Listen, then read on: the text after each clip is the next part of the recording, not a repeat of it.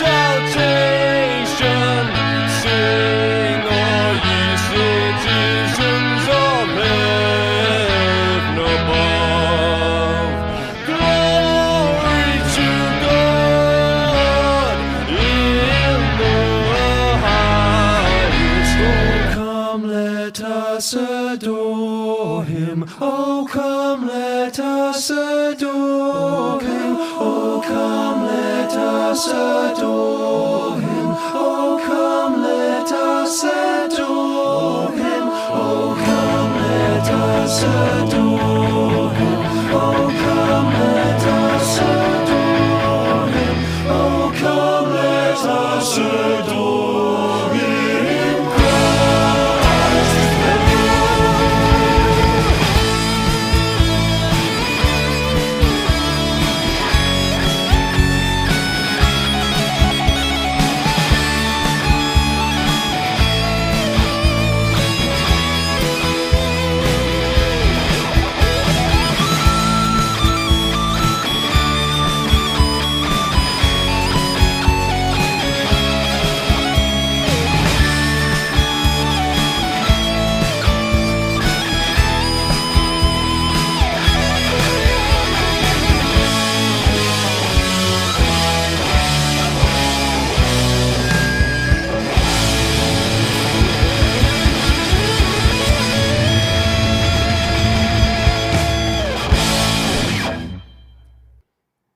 Great. Well, thank you, guys. That was really fun hearing that again. So do look out for that. The new song's coming as well before Christmas. It'll be really fun.